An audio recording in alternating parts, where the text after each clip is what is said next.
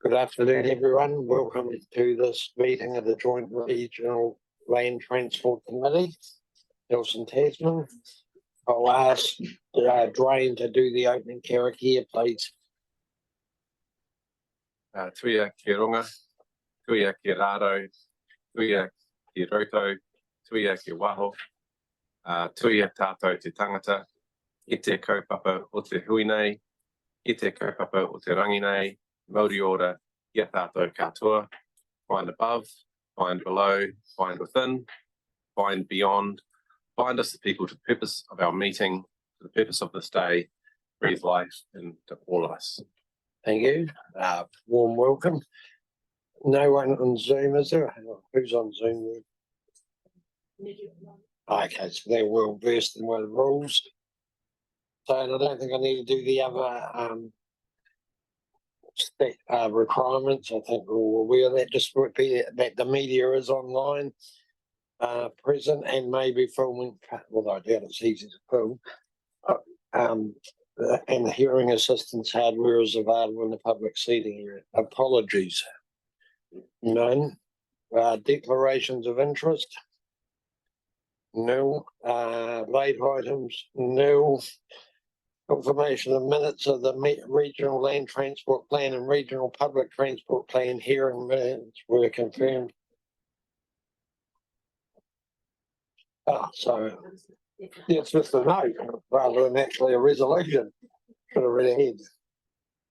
Okay, so we'll now go to Nelson Tasman Regional Land Transport Plan 2024 to 34 and Nelson Tasman Public Transport Plan 2024 to 34, the Deliberations report.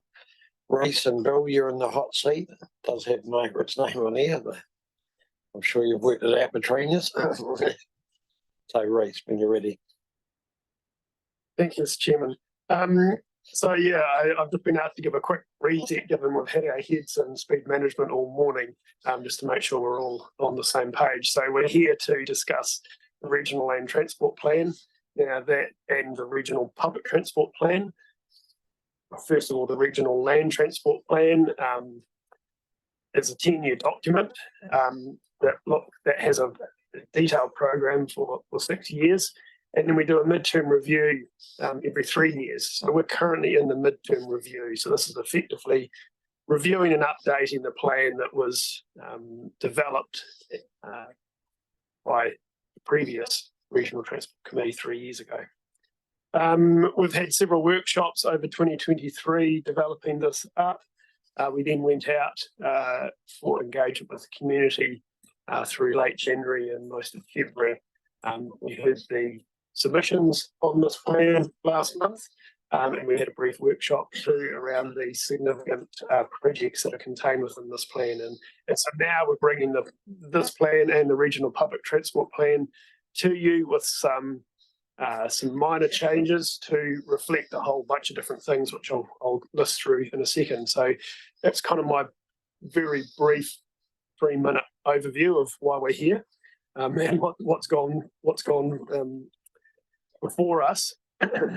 So now, in terms of this deliberations report, so we had a draft Regional Land Transport Plan and the draft Regional Public Transport Plan that we took out to the community. And at the same time, we obviously had the change in government, which has given us a new or a draft government policy statement on transport. So we have taken cognizance of the feedback we've received from the community, plus changes from the GPS, plus some changes from both Tasman and Nelson councils as they have developed up their LTPs, and we've kind of put all of those refinements into the documents that are attached within your agenda. Now, because there's been lots of different changes, I decided to colour code them to try and make it a wee bit easier about where the changes came from. So I've used yellow for changes that have come about as a result of the government policy statement. I've used green for changes that have come about as a result of the SHIP, the State Highway Investment Proposal. I've used blue for changes that have come about because of Nelson City, either through the development of their long-term plan or inclusion of projects and the like. And I've used a pink crimson-y colour for Tasman for changes that have come about because of their development of the long-term plan. And then finally, I've used teal to reflect changes that have come about as a result of the community consultation or minor kind of amendment things that I thought we just needed to put right through the process. I hope that's covered all of the changes. Now, probably the things that I do want to talk to in the introduction, other than the obvious ones like the yellow changes from the government policy statement, is during the engagement there were some suggestions from community groups. There was one suggestion from the Ministry of Education to include education in our mode choice strategic objective. I thought that was probably an omission previously, so I have recommended that the committee considers that, and that is, just find the page number so you can see where that is.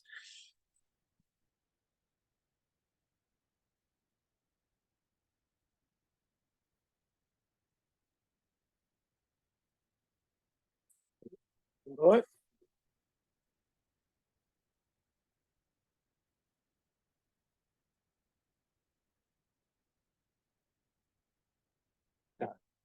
So on the attachment that I distributed just prior to the start of the meeting on page 26, you'll see there that we developed some strategic objectives last year, and I have, and at the suggestion of the Ministry of Education, I've added in education under the mode choice strategic objective.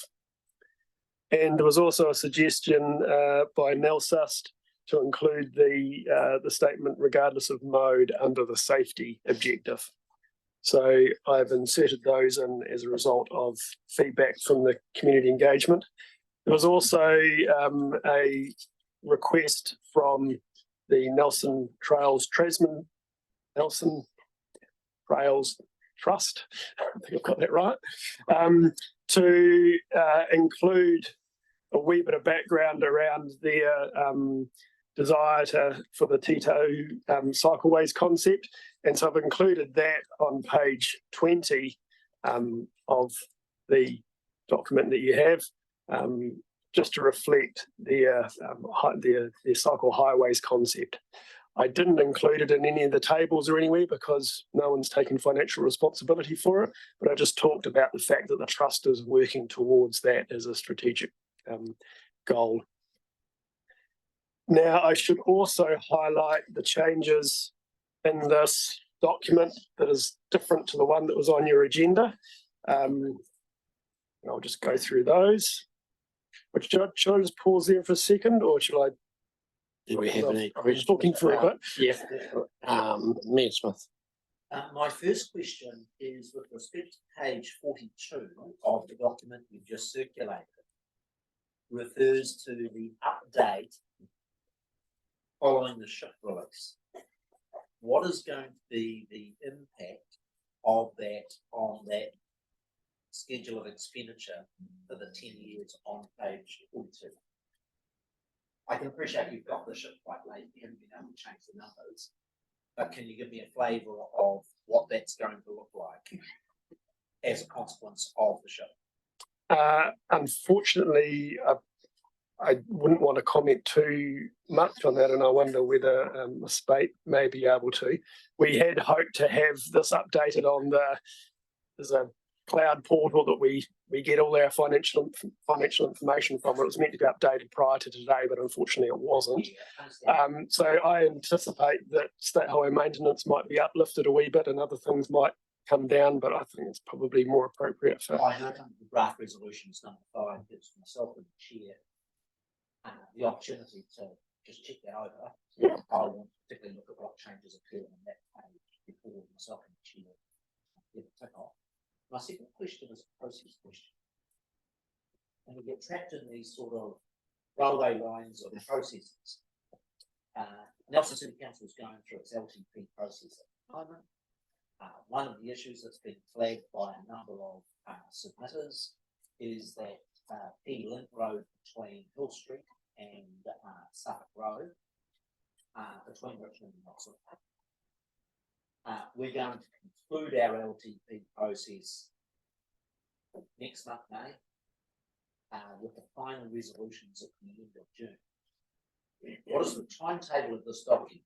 If in the LTP, the Nelson City Council makes some decision as a consequence of those submissions, how does that interact with the time schedule of concluding the regional entrance? Right. Yes, so through the chair, ordinarily you would conclude this before the LTP is concluded and have to submit it to Waka The deadline, because of the change of government, has been pushed out to the 1st of August. So we do have the ability to reflect changes through the LTP process back into here, and we were talking earlier before the meeting about changing one of the resolutions, which is on your screen there, to allow us to align the tables with the long-term plan. Now, we do need to be careful that we don't trigger significance policy, and in respect of the Hill Street extension, given that could be quite a significant project, we'd have to turn our minds to whether that triggered significance or not. At the moment, in the existing Nelson City Council LTP, we've got that project scheduled out, I think, the end of 10, but design only, is that right? There's some very minor investigation money. I don't know, it's certainly not enough for design, no. Yeah, and can I just be clear?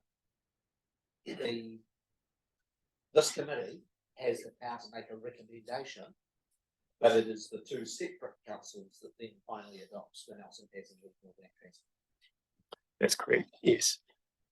Okay. The councils can't change the plan. They have to request back. I think Dwayne probably knows the legislation a bit better than me. Yeah, the legislation is slightly awkward. So the Regional Transport Committee's first round is to recommend it to actually the current delegation, so the Joint Council Committee, but we're suggesting you're considering a proposal on Thursday to change that to go back to your separate councils. And at that point, the regional was effectively the regional council in the language of the Act, then has the opportunity to go tickety-boo and forward it on, or kick it back to the RTC with comments or requests for information. And I believe that the job of the RTC at that point is to consider that and then resubmit it to the regional council. Forgive me for using that language, but that's kind of the way the Act works. And I believe at that point, the the regional council is compelled to either accept it or not accept it and still flick it to NZTA anyway. So even if they don't accept it.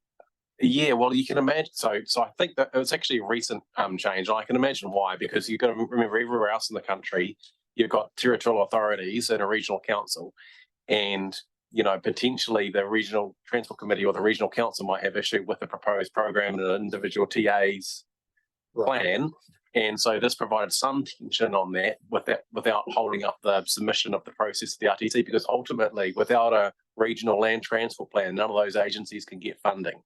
So I think that's why the second part just basically says, well, if it gets back to the RTC, then it goes, the councils can either reject or not, but still has to be sent through to the NZTA. So that says to me, if I was to sort of interpret your words, and you tell me if I've got it wrong, the Regional Transport Committee effectively gets to make the call, the joint one, because even if the council rejects it, it can still take legal effect and gets referred to them. So it's almost like an opportunity for them to comment rather than an opportunity for them to either change. That's my reading of the legislation now. Yeah, I think it used to be tougher than that, much more binary. Thank you. That answers all my questions, Mr. Chairman. Thank you. Carry on, Reece. Thank you. So I'll just go through the key changes in this handout over the one that's in your agenda, just so that we're all clear. So we inserted some text on page 6 there, which talked about the timing of Hope Bypass. And we thought it was important that the Transport Committee had a view and stated. What page was that? Sorry? That's on page 6 of the handout in the yellow text. 6. Yeah. Thank you.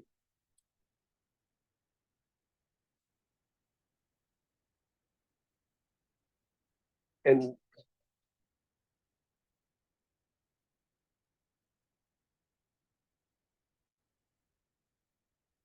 The next change in your handout over the one on your agenda is on page 41, where some of the figures that we included in the Nelson City Council program weren't calculating quite correctly and weren't reflecting what was in the draft LTP, so we corrected that. And then finally, as Mayor Nick has highlighted, that we are still waiting on the Wakakatahi program through Transport Investment Online. So other than the headline projects that are contained within the regional SHIP summary, we don't have that granular breakdown by activity class yet, and we'll need to insert that once it becomes available. Probably we've talked a lot about the regional land transport plan, but we haven't talked a great deal about the regional public transport plan. I've used a very similar colour coding on that document. And probably the key things to highlight there is the changes, the substantive changes are reflecting the GPS, removal of the Stoke service, and the changes around the Community Connect scheme, I think it was called. Sorry, total mobility that were made since the document was first drafted. So yeah, that's all I've got, and happy to take questions. Question I have.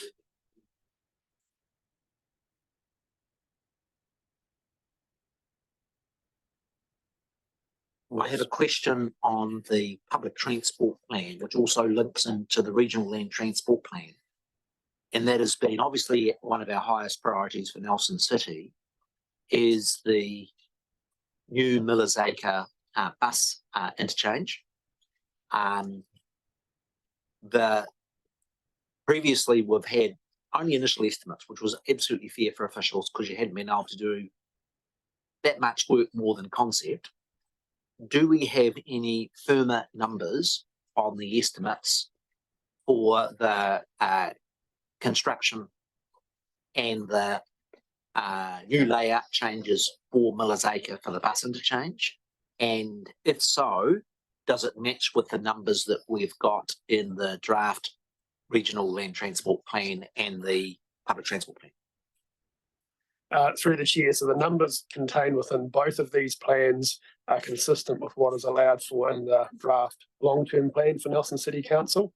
And I guess as that project tracks along in time, that will be able to be updated. I do know they closed tenders on that relatively recently for the professional services, but that will help refine the construction costs. But the key thing here is we're kind of point in time, but this matches what the allowances we have made within the Nelson City Council long-term plan for Millers Acre. So the bit you're saying to me is the numbers in these documents are our latest up-to-date estimates of the cost of that project. Yes. Thank you. Just a clarification question from yourself, Rita, so we're all, so have we got any tips around the regional land passenger transport plan, public transport plan in here? No, there's two plans, so the two documents are consistent. Oh, sorry, in the handout, that's just the regional land transport plan. Right, the regional public transport plan is contained within your agenda, and that was the correct attachment. Okay. Thank you. That's probably very helpful. Councillor Button. There you go. Oh, yeah. Thank you. Just one small thing. Page 20 and the bit that you have put in from the Nelson Tasman Cycle Trails Trust. They're not actually operative or functional in Golden Bay. And in Golden Bay, they have the Golden Bay Cycleway Society who are advocating for the same thing. So I'm just wondering, and they have made submissions frequently about that, but I'm not sure if actually, did we get a submission? I'm not sure if we got a submission specifically to this regional land transport plan or not, but I'm just wondering, would it be possible to add in Nelson Tasman Cycle Trails Trust and the Golden Bay Cycleway Society, because then that would cover the whole region. But I'm quite open to it not being done, but I just need to raise it. Yeah, because we. I think that would probably fall under that delegation there Yes. around minor editorial Yeah. amendments. So if the rest of the committee were comfortable with that, I could see that we could do that in the good, final. okay. Well, would we need to check that there was a submission from them? So I recall there was, but I would like to double check. Yeah, I've read a lot of speed submissions as well, so just make sure I'm not confusing the two. Will you do that? Yeah, like Reese, I think there was, but I'm not 100% sure. Yeah. Right, so we're on the public transport plan. The public transport plan. Is that right, Reese? All right, getting ahead of myself. I guess they've been considered the same. I've done a bit of a summary on each, but maybe for purposes of questions, do we want to separate it out, receive anything on the RLTP first, and then move on to the RPTP? Well, I think where no one else is indicating, so I think you can move on. And no further questions on the regional land transport plan. No, I think we've covered what we need to there. So if you any, I think you, of course, us TDC councils, we only have it on our, what are they called, laptops.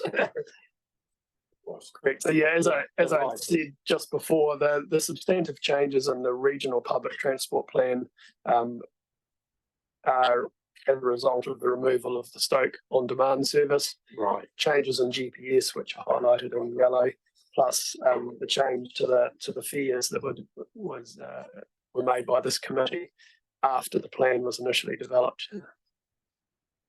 So happy to take any questions on that plan.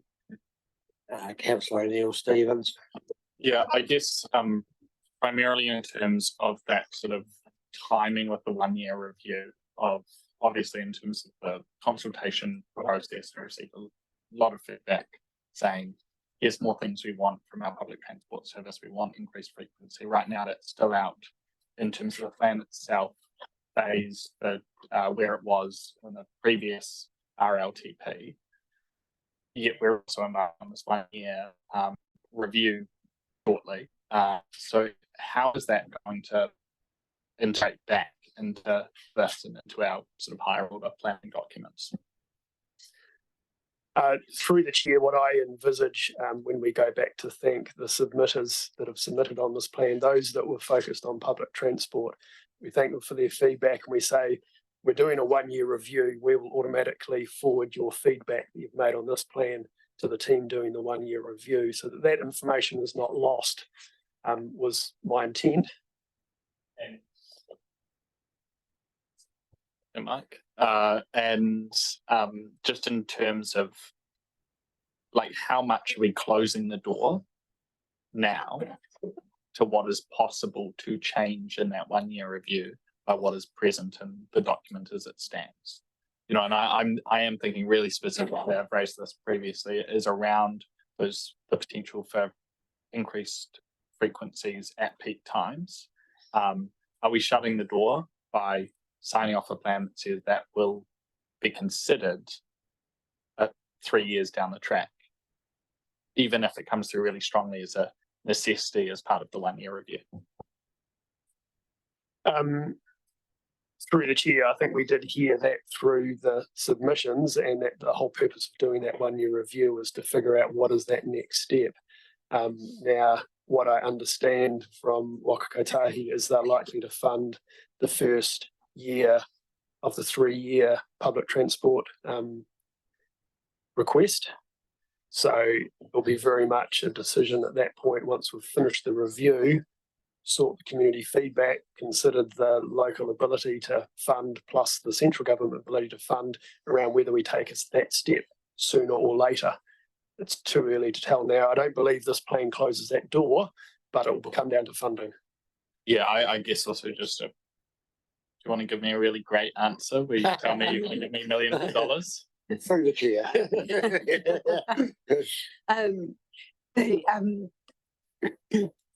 As with the RLTP, the RTC can come back and request an amendment to it at any time.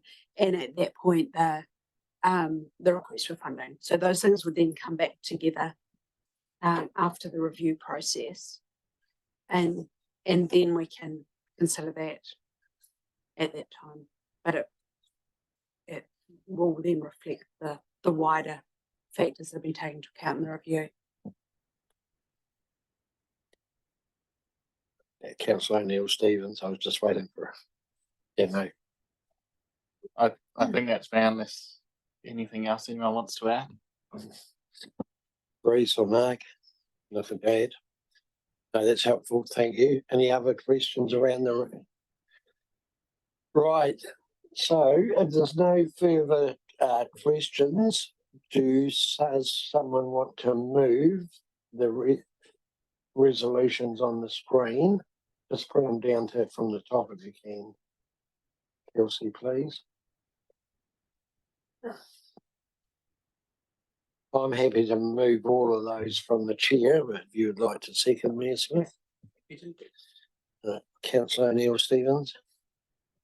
I did have sort of a query for yourself, and particularly in terms of the forward and now having received the ship, is that whether there is consideration needed in terms of our commentary there of actually, I don't know that this committee is thrilled with the phasing that's come back as part of that. And the reduction in investment in terms of significant projects, and just whether we'd like to consider commentary on that, which is currently not in there, just in terms of when that chip was released. I guess I'll look to officers for some guidance on that, or you yourself, Emma. I'm not sure the reader, but the reader ability is probably not the right word. How many people actually read that forward who are decision makers, or whether it's worth? I think the Deputy Mayor makes a good point, and if we could just sort this issue with the delegated power that the Chair and the Deputy Chair has, I think it does require an additional sentence after paragraph 8, where it refers to the Hope Bypass as a road of national significance. Is just quite a direct sentence consistent with the wider document around its timing. Yeah. And I just think rather than getting into an argument of any specific year, I just think we said the word something of the sort, the congestion and safety issues around Lower Queen Street continue to get worse, and we would urge that work begin on this significant project for the region as quickly as possible. Yeah, I'm happy with that, or some variation to that. I knew I should have been slightly more specific, and I knew that's where I'm thinking actually talking like more widely around. We've had a reduction of 625 million between the previous ship and this ship in terms of significant projects. That's a 72% reduction in investment. I think rather than commenting specifically on the details of the investment, because there is a mix of views around this table around things like the removal of the Rocks Road seawall upgrade and walkway cycleway. The phasing of Hope Bypass is actually just to comment specifically on the fact that key investment has been pushed out into future years, without necessarily saying we're just concerned about the Hope Bypass, because we've also seen significant reductions in safety investments as part of that ship as well, in addition to the 200 million of Rocks Road. I'm not sure how you feel, Neil Smith, but I have a reluctance to do wording on the fly. I'm wondering if we should let staff have a crack at a blend of what the two of you have talked about and come back to Mayor Smith and myself with something, and then we could circulate it to the. I think we could find some wording between those, and that is that we want investment in our region. We're a growing region, and just getting the tone around that right.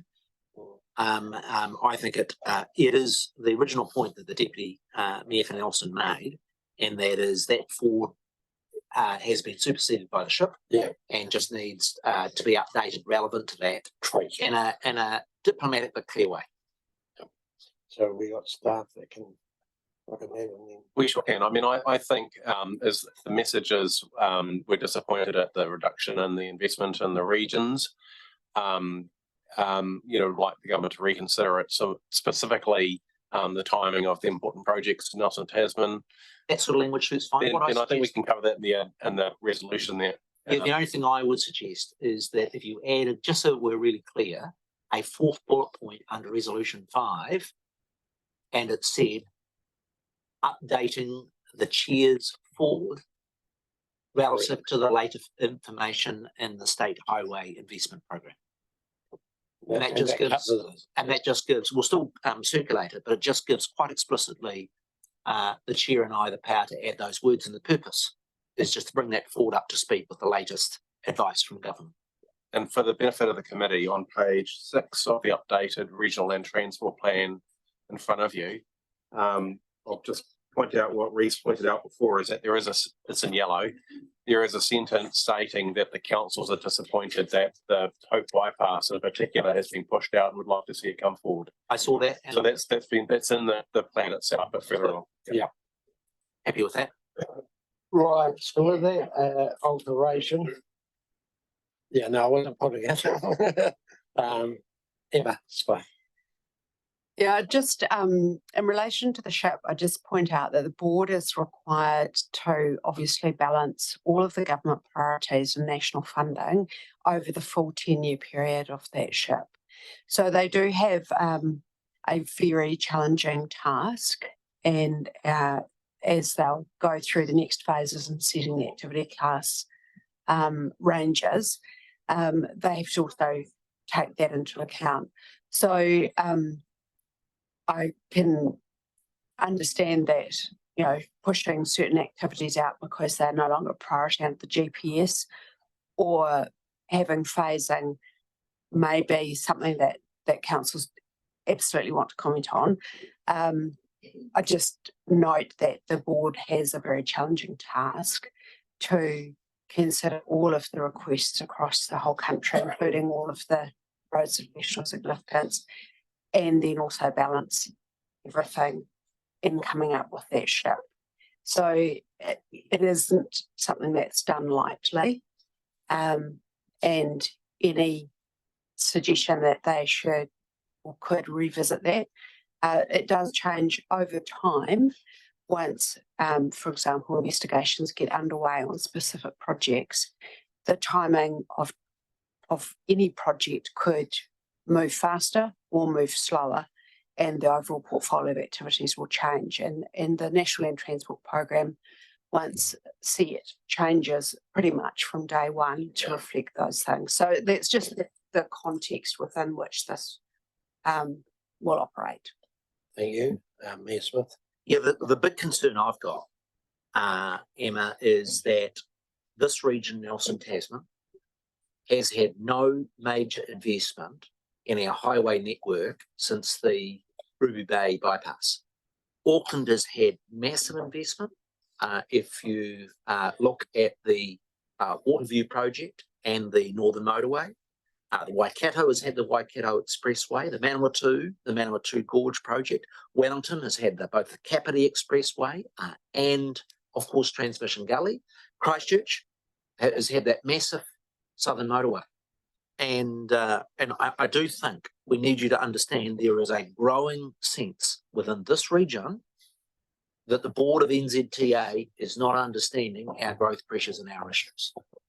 So we understand you are, and I understand the fiscal pressures, but we need to be quite resolute in the perspective that this growing region needs investment. Thank you. Any further comments before I put the resolution? Has it been moved? Oh, yes, it was moved by myself, seconded by the deputy, the Mayor Nelson. Rohan, have you got a question before I put debate? Yeah, I just want to acknowledge that, for me, this isn't my ideal regional land transport plan, nor my ideal regional public transport plan. And I also want to acknowledge the position we are in and the position that Waka Kotahi is in terms of responding to a significant shift in government policy statement, which for staff and on the ground here is a step change away from the direction we've been heading And as a region, we're going to have to navigate the trains of work that we've had in place to keep them going in a more constrained funding environment, particularly in the space of public and active transport. And I think that we've done a good job here to continue that investment, but I think we're going to have to keep a watching brief of making sure that we might get our first year of public transport funding, but actually if we want that service to succeed, we're going to need continued investment, and that is going to require continued investment from central government. And I think as a committee, we need to keep a watching brief as those ebbs and flows occur, to make sure that for the people on the ground, our community, that we're delivering the best that we can, because I don't think anyone would look around and say that our transport system is working ideally for them. And personally, I reflect that I think the loss of the Rocks Road investment is only going to come back to bite the government in our region as that seawall grows more unstable and as the scale of investment required to fix it increases. We've got to start looking at the long-term view, and I think the significant work and why this midterm review has been successful is really down to the huge effort by staff 3 years ago to take that really long-term view from both councils.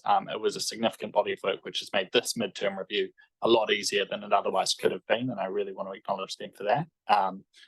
But if we're not keeping our eye on where we're going to be, not just 10 years from now, but 20, 30, 50, 100 years from now, then the investment decisions we're making won't stack up. We need to have that long-term view always present in our decision making. Thank you, Mayor Smith. Just to summarise my view, because it is important to put it on record, I would reinforce that in our Nelson City Council regular review from our residents, issues of transport and congestion rate is their number one concern. So this stuff matters. If we're going to deliver good regional land transport services for our community, for me, the really important thing is balance. I'm hesitant to get drawn down into the either or all the time, because in my view, we need to be making investments on all fronts. This is not my perfect plan, but it is a compromise representing views around the table. What I do think is good about it is that you've got the next big investment being the bus interchange at Millers Acre, which is a very significant investment and a further step along the journey of public transport. It has within it the east-west cycleway, but in my view, as I've expressed many, many times, unless we get that big investment in our state highways where the bulk of the traffic are, and of which both Nelson and Tasman's economies are paying an enormous price, tens of millions of dollars a year in congestion, it is absolutely critical that we keep the pressure on to make progress on the Hope Bypass. My one disappointment with this plan in the state that it is that we're not taking the opportunity to push ahead with that Suffolk Road Hill Street link. It's a very small stretch of 3 or 4 kilometres that would enable us to be able to improve all the modes of transport for vehicles, for cars, for buses, but also for cyclists. It is an anomaly that that road link doesn't exist, partly because of the artificial boundary that exists in the local authorities between Nelson and Tasman. And my hope in advocating for a regional approach, that issue is being submitted on in our LTP as we work to finalise this program between now and August. I will continue to advocate for that project being included. The most critical part about it is that if we get any sort of incident, whether it be us having to reseal Main Road Stoke, whether it be an accident on State Highway 6, whether it be a weather event, that vital link between our two communities of 50,000 plus people comes to a complete standstill with enormous risk and cost. Over the period that I've been there, we've had gridlock 3 or 4 occasions that will continue to happen, that Suffolk Road Hill Street link is the missing piece of the puzzle that I would want us to progress. Finally, can I just acknowledge the officers and the work that they've done on this? It is challenging when you've got not just 2 councils, but different representatives with different views. I think you have done a good job of helping us pull this plan together that is reasonably reflective of the range of views around the table, and look forward to the further discussions that will occur with the 2 councils as we finalise. Thank you, Councillor Taylor. Do you want to come in? Just from myself, similar vein to the 2 Nelson City Council reps. Firstly, the public transport and the buses been a real success story. Ongoing funding is important, and at some stage, increased services to particularly Wakefield and Motueka. I appreciate that there is a cost, and that'll be further down the track, but it's been very well received by the community, and particularly the communities of Richmond, Mott and Nelson, as I see and hear. The Hope Bypass, like me and Nick alluded to, for us, that is the #1 concern of our residents. We need to continue lobbying one way or another, keep the pressure on to try and bring it forward. We know that it's further out than it was initially, and we also know that we don't rank the highest priority in the country. But to us, it is vitally important, particularly those that live south and west, and those in Richmond. We're seeing increasing gridlock every time we do some roadworks on our local roads here in Richmond, and it's just backing up. Both Barry and I can give you stories of cases around that just about on a daily basis at the moment. Thanks to all the staff across both councils, NCC and TDC. Appreciate the work you've done and the enthusiasm had to put into this to get us to where we are now. Really do appreciate that. And finally, to elected members and Emma for the work you've done around this table and the discussions and debate we've had. That's appreciated and allowed us to get to this place. So I'll take that as my right of reply and put the resolutions. All those in favour, please say aye. Aye. Against? Resolution is carried. Thank you.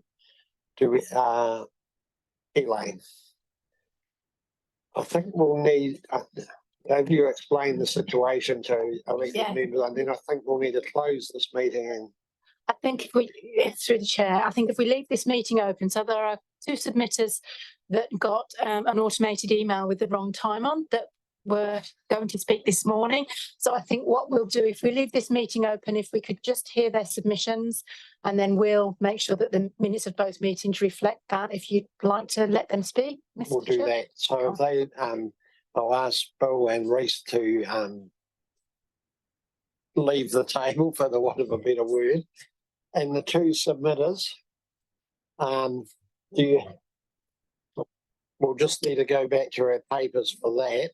Do you have names and page numbers for the submitters? Jane's coming.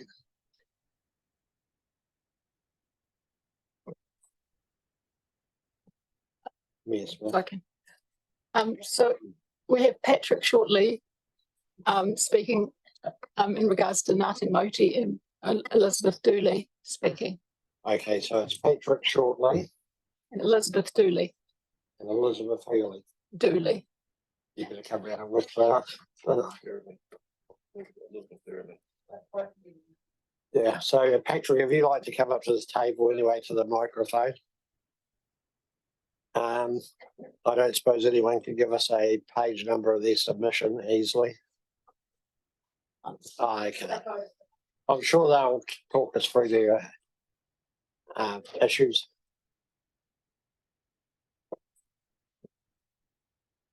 So Patrick, just have to rethink this. 5 minutes to speak to your submission. Kelsey will ring the bell at 3 minutes and then again at 5 minutes. So just when you're ready, warm welcome. Kia ora, and thank you very much indeed for the opportunity, and I appreciate that it's thrown a spanner into the works. My name is Patrick Shortley. I live in Ngātamoti. I've lived in the Motueka Valley for 30 odd years. For 12 of those years, I commuted daily, 7 days a week into Motueka. So I think I can claim some level of familiarity with the Motueka Valley Highway and the other roads in and around Ngātamoti. I think that the need to address road speed in and around Ngātamoti is a given. I think that it's been widely accepted. And I don't think that I can add substantially to the submissions that I previously made on that particular matter. My objective today, therefore, is the broader safety and well-being of local road users and residents. Reducing road speed is simply a means to an end. It's not an end in itself. And really my focus, therefore, is on implementation and how we go about increasing road safety. I think the economic impact of slowing traffic through the village is negligible due to the nature of the road. There are sharp speed restricted bends at the beginning and the end of the village. So traffic is normally travelling at lower speeds. Coming into the village, there is a straight through the village itself, which actually has become a little bit of a racetrack.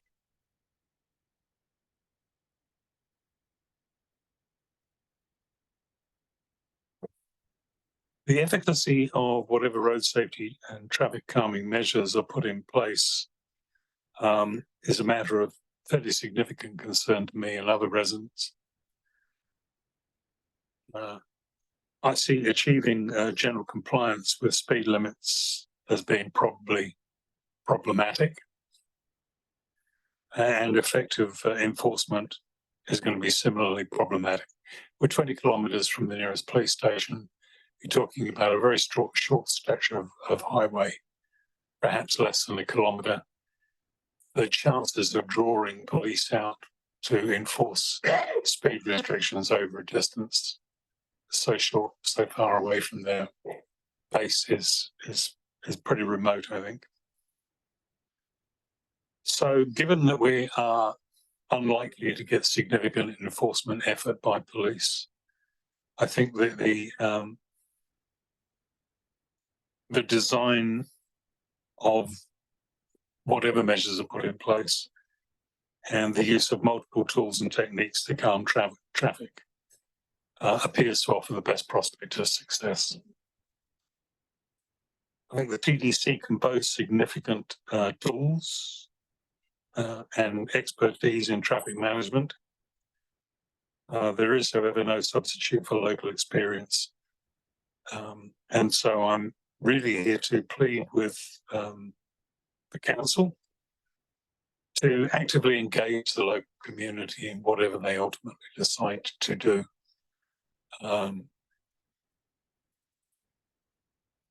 Combination of the TDC's expertise and local wisdom offers, I believe, the optimal bang for buck. And that really, I mean, I don't think I need to bang on about this, but so that's probably me done. Thank you. Message received loud and clear, but I will see if there's any questions.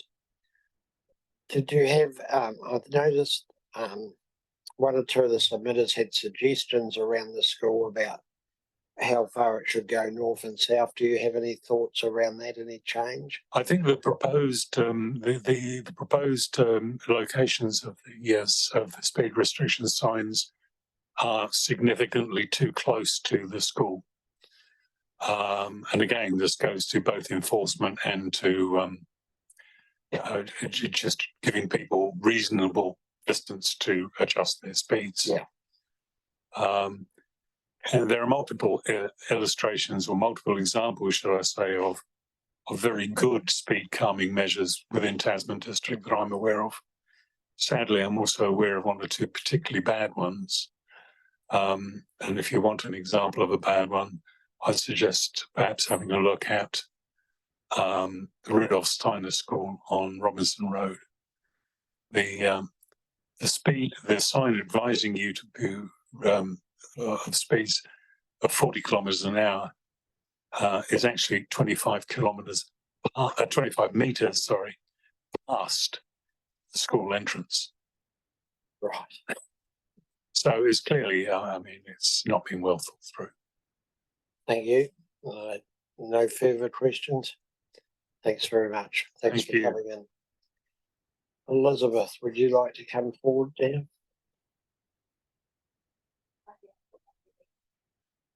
Oh, hang on, wait till you get to the microphone, so we won't be able to hear you. I'm sure you all know what I said. Sorry. I have a reference here to the World Health Organization campaign launched 3 years ago, almost to the day. Streets for Life, 30-kilometre streets to the norm for cities worldwide. And I also have reference to a newspaper article from the 22nd of December 23. Road safety experts criticise plan to undo speed limit restrictions. And in that, the people spoke about the total social cost of motor vehicle fatal and injury crashes in 2020 was estimated at about 4.4 billion. The other thing in the article, which was referred to by Simeon Brown, which is really all I wanted to add to my original statement. Simeon Brown referred to the savings if you travel at 50k instead of 30k, you save 15 seconds on a 20-minute journey. And he pointed out that 15 seconds multiplied by all the cars over the year is an appreciable amount of time. And he also talked about just dropping to 30 for the pickup and drop-off times outside school.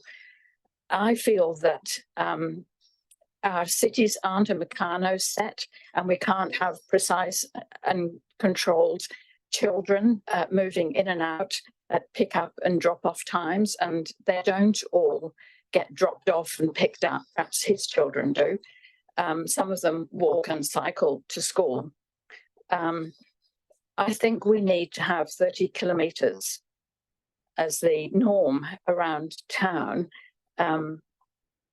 And talking about the economy, every time there's a crash which closes a highway, I presume that has an effect on the economy and with the effective speed. When Far North policewoman Gail Shepherd, 49 years of age, sole charge police officer, was hit by a car after it hit by a car driven by a human being who clearly wasn't going at 30 kilometres an hour. Apart from the grief and the loss, what effect on the economy was caused by that death? And we do kill a person every day on our roads. So I'm asking you to think about the importance of 30 kilometres an hour for streets where people live. Thank you. Thank you. Happy to answer questions if there is any. Question for you, madam. The council's run a very open process in which we've sought submissions, and we've had over 2,200. Over 2/3 of them are opposed to the 30-kilometre-hour position that you have advocated. Don't you think as a council we need to be receptive to the views that people will have different views about what the appropriate speed limit? But doesn't it feel quite inappropriate and undemocratic for us to then impose 30 kilometres when that's been the very clear message from our community?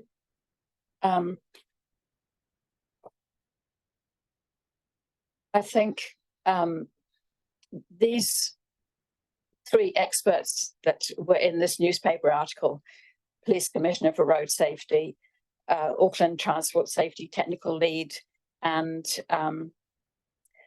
a road transport researcher, I presume they put these reports together in the hope that somebody will read them. And I know myself as a member of the public that the people who object to any change have self-interest at their heart, and they're not thinking about the effect that they, multiplied millions of times, are having on the people that do not drive these cars. 22% of us are disabled and will never drive. And we deserve to be taken into account, as well as the human beings who put themselves in a couch, in a metal cage, and roll around the streets as if they were the only people in town. Do you think the 1,600 people, 2/3 of those who have submitted, are not also pedestrians, parents, cyclists? I think they forget about the rest of us. Thank you. Thanks very much for your submission and your answers. Do appreciate that. Right, Kelsey, Elaine, do we have anything further on that? It's been a little, so now do we need to go back to the other meeting, do we? We don't need to? Right, closing. Eric here, all the business is done. Okay, thank you. Wayne. Oh, hang on. Kia hika ke te korero, kia waitia e mama te manawa o te tangata, kia o ke te ara mo tātou e oranei, apologies, koranga ki runga, kia tina, hui e, tai ki e. Let the discussions be lifted, clear away and ease the hearts of people, keep focus on the path of life. Peace is upheld, so yes, bind together and so it is. Thank you, guys. Thank you forward for your feedback. So the things you asked the principal. And we'll see you again for this automated